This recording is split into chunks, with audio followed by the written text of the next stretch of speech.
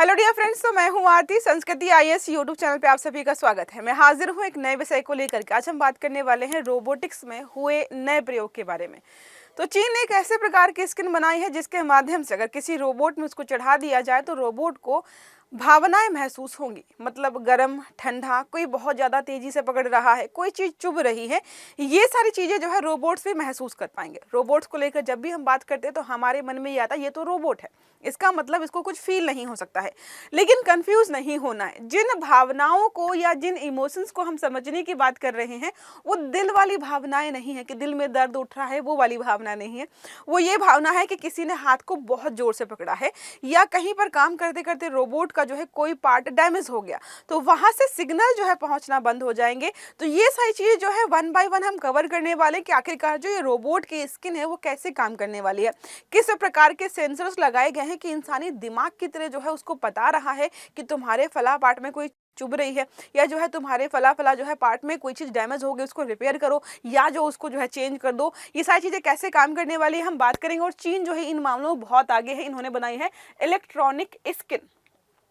तो इसकी खासियत जो है मैं आपको समझाऊंगी। पहले बात करते हैं चर्चा में क्यों है। तो चीन के वैज्ञानिकों ने एक अत्याधुनिक इलेक्ट्रॉनिक स्किन, जिसको ई स्किन के नाम से जाना है, तो वो बनाई है जो रोबोट्स को ना केवल स्पर्श का अनुभव कराती है बल्कि उन्हें दर्द महसूस करने और उस पर तत्काल प्रतिक्रिया देने पर भी सक्षम बनाती है। अगर कोई कहता कि इन्होंने ऐसी स्किन बनाई है जो दर्द को महसूस करा सकती है, तब भी लगता कि अभी भी रिसर्च अधूरी है। लेकिन इन्होंने इसको बहुत एडवांस बनाया है, क्योंकि हमें पता है कि इस प्रकार के रोबोट जो होते हैं वो मेन कंप्यूटर से जुड़े होते हैं, और जो सेंट्रल कंप्यूटर्स या सेंट्रल सिस्टम होता है वहां तक पहले मैसेज जाता है, उसके बाद ये रिवर्ट करते हैं किसी चीज को। लेकिन इन्होंने क्या किया है, इस प्रकार की स्किन को ऐसा बनाया है कि रोबोट मिली सेकेंड्स में जो है यहाँ पर रिस्पॉन्स करते हैं, तुरंत जो है।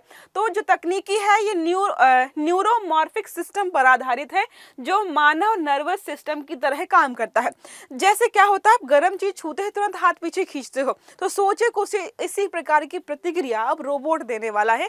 जैसे हम बिहेव करते हैं वैसे ही ये बिहेव करेगा। जैसे हमारे दिमाग तक सिग्नल जाते हैं वैसे इनके जो है मोटर तक सिग्नल जाएंगे और उसी प्रकार से ये काम करने वाले हैं।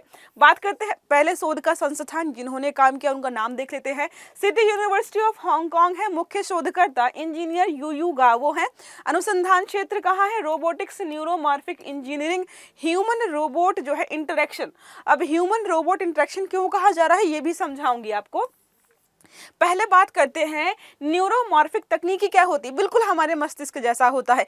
हम कुछ भी चीज़ खाते हैं, ठंडा गर्म छूते हैं, कहीं पर चोट लगती है तुरंत ब्रेन तक जो है हमें मैसेज जाता है। अब हमें यहाँ पे मच्छर काट रहा है, जब मच्छर काटता है तो हमारे ब्रेन तक सिग्नल जाते हैं कि जल्दी से यहाँ पर देखो मारो, कुछ चीज़ गड़बड़ है।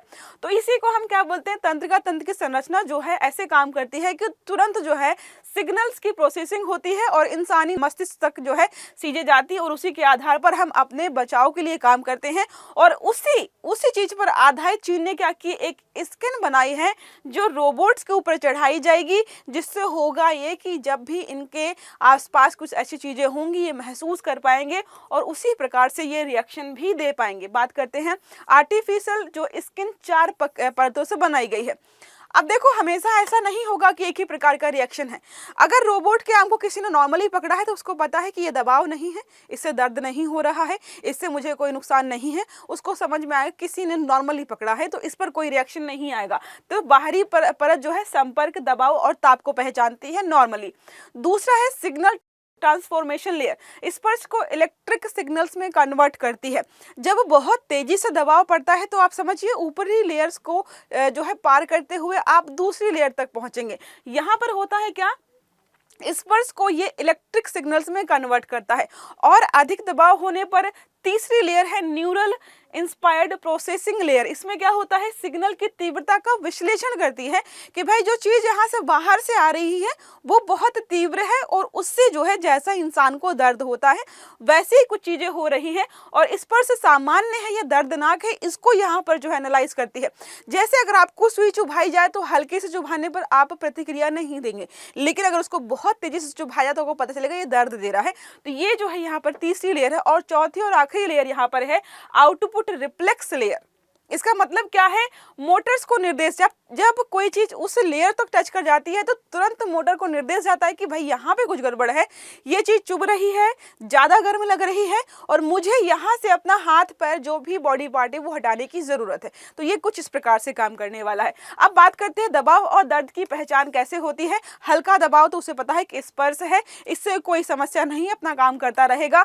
निर्धारित सीमा से अगर कोई चीज अधिक हो जाएगी, ठंडी है, गर्म है, नुकीली है, तो ये तुरंत प्रतिक्रिया देते हैं और यहीं पर जो है ये क्या कर रहे हैं, निर्णय ले रहे हैं।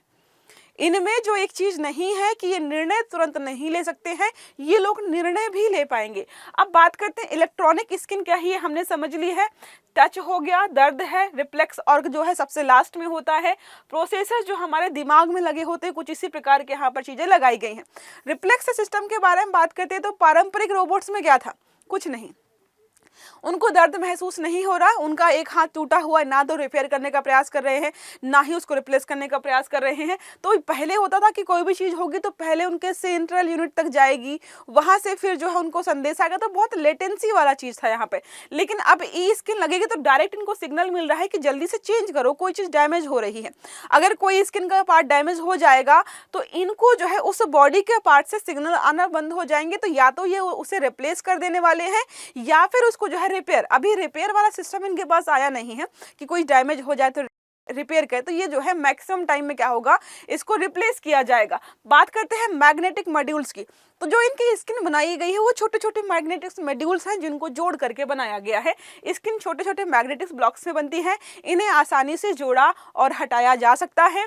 सेल्फ अवेयरनेस फीचर भी लगाया गया है इनमें। सेंसर यूनिट्स लगातार छोटी छोटी सिग्नल भेजती रहती हैं, यह सुनिश्चित करता है कि भाई यूनिट सही तरीके से काम कर रही है। जो छोटी छोटी यूनिट्स है ना, इनका स्किन का हर एक पार्ट जो है इनको मैसेज भेजता है। अगर एक जो है एक भी यूनिट यहाँ पे खराब होती है तो उनको मैसेज मिल जाएगा कि चीज़ें खराब हो गई हैं और हमें रिपेयर रिप्लेस करने की आवश्यकता है। क्षमता क्षति की पहचान तो वही है कि भाई उनको वहाँ से सिग्नल आना बंद हो जाएंगे, जिसकी वजह से उनको पता चल जाएगा कि नुकसान कहाँ पर हुआ है। त्वरित मरम्मत होगी, यह स्किन स्वयं ठीक नहीं हो सकती है। जैसे हमारी भी स्किन अगर डैमेज होती है तो क्या तुरंत खुद ठीक होती है, नहीं ना, हमें दवा लगानी पड़ती है, पट्टी करनी पड़ती है, डॉक्टर के पास जाना पड़ता है। कुछ उसी प्रकार का समझिए कि यहाँ पर भी इनके हिस्से खराब होंगे तो उनको जो है किसी नई चीज़ से बदलना पड़ेगा। रोबोट्स और इंसानों की सुरक्षा में वृद्धि हो सकती है, तो दोनों जब साथ में काम करेंगे तो इनको समझ में आएगा कि कैसे जो है कहाँ पर कैसे काम करना है। अचानक झटकों से इंसानों को चोट लगने की संभावना कम होगी। यहाँ पर जो है वर्क प्लेस और घरेलू जो चीजें हैं वहां पर सुरक्षा कर पाएंगे। रोबोट्स ह्यूमन इंटरेक्शन में नया आयाम कह सकते हैं इसको कि हाँ नया आयाम है, क्योंकि यहाँ पर रोबोट्स अधिक संवेदनशील व्यवहार करने वाले हैं, वो चीज़ों को महसूस करेंगे, इंसानों के साथ भावनात्मक कनेक्शन होगा, सामाजिक तालमेल भी होगा।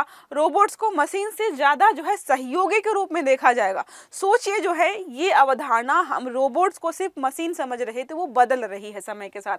संभावित उपयोग स्वास्थ्य क्षेत्र में जो है मरीजों की देखभाल, फिजियोथेरेपी, सहायक रोबोट्स के रूप में, घरों में बुजुर्गों की सहायता, अचानक चोट से बचाव के लिए कर पाएंगे। औद्योगिक क्षेत्र में जो है भारी सामान वगैरह उठाने के लिए, खतरनाक कार्यों में सुरक्षा के लिए, सेवा क्षेत्र में घरेलू और रोबोट्स स्मार्ट असिस्टेंट वगैरह के लिए भी जो है इनका इस्तेमाल कर पाएंगे। निष्कर्ष अगर हम देखें तो रोबोट्स को अधिक सुरक्षित बनाती है ये इस प्रकार की चीजें, क्योंकि हमें खतरा लगता था कि ये तो एक मशीन है, ये हमारी चीजों को नहीं समझ पाएगी।